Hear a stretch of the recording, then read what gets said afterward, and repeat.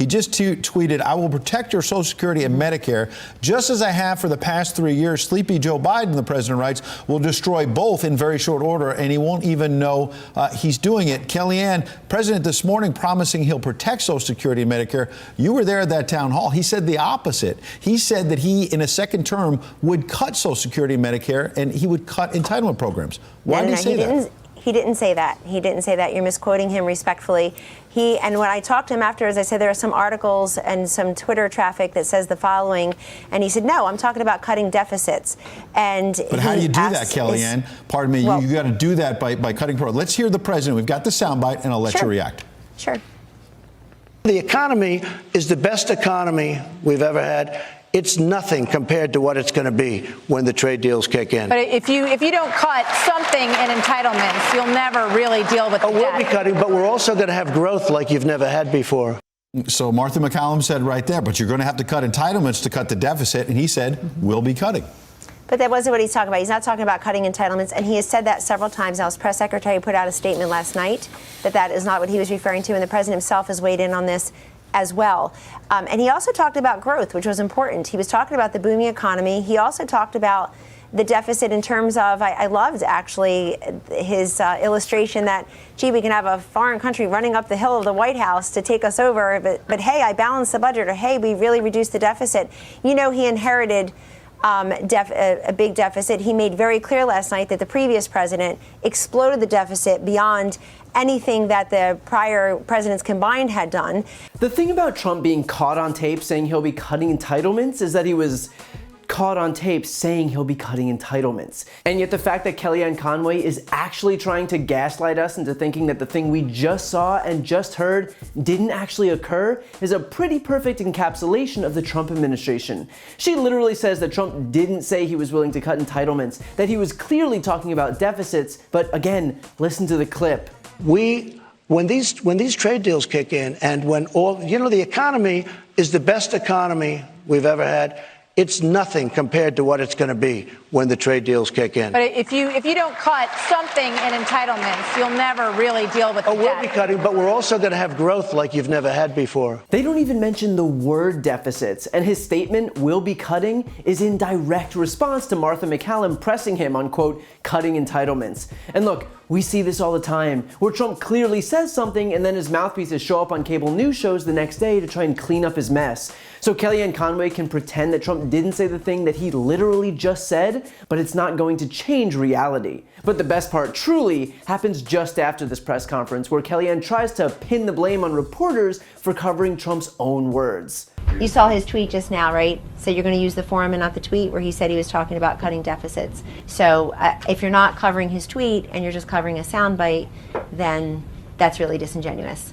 In other words, Kellyanne is blaming everyone else for not reporting on the entire spectrum of Trump's conflicting statements, as if some damage control tweet sent out after the fact compensates for when he said the complete opposite. That's not how it works. You don't get to tell the entire nation that you're cutting entitlements and then send a tweet to try and cover it up and then think that it's up to the media to just take that at face value.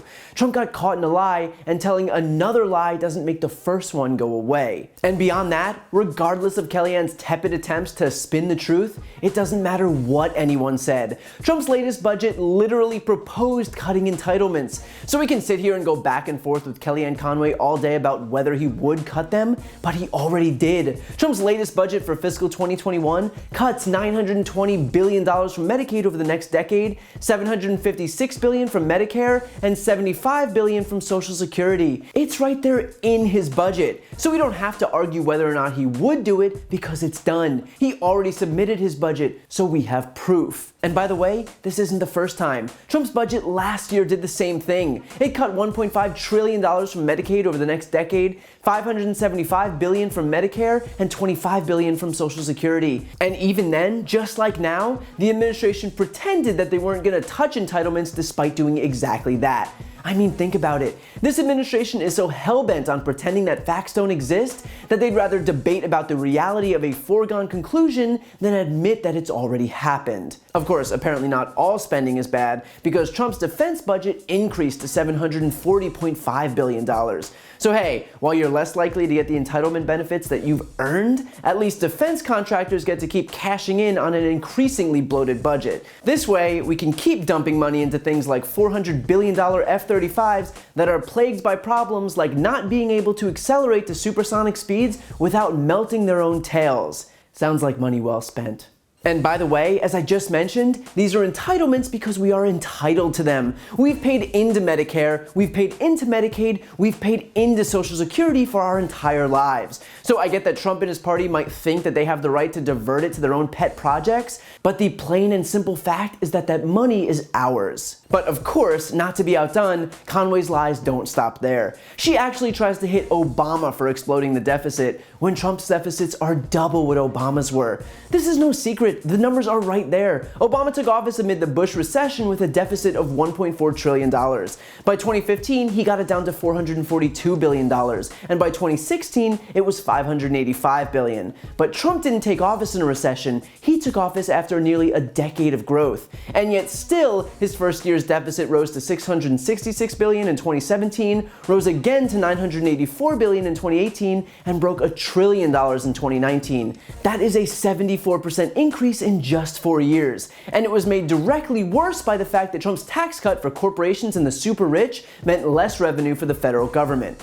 So not only does that leave less money for critical programs that less fortunate Americans rely on to survive, also that the richest Americans could get richer, but it puts the entire economy at risk. Our federal deficit is forecast to be at 4.6% of GDP in 2020. The only time in the last half century that the deficit has been above 4% of GDP was during a recession. Think about it like this. When you're making good money at your job, you don't fall behind on your bills. And in fact, you try and make sure everything is paid off, and you can even save some money in case things turn south. This way, if you lose your job, you have a buffer, and you can still pay your bills without falling off a cliff. But right now, we're in a healthy economy, and yet we're still seeing some of the worst deficits in modern American history.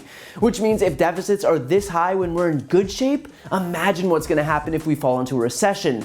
We have no buffer, and it's because Republicans are utterly incapable of responsibly managing a budget beyond just giving rich people tax cuts. Their priority isn't helping this country, it's helping themselves. So Trump can continue sending out Kellyanne to do his dirty work, to spin the truth and lie to the country and obfuscate the facts, but the reality of what's happening is right out there in the open. And all Trump's doing at this point is continuing to prove himself a liar and Kellyanne a willing accomplice.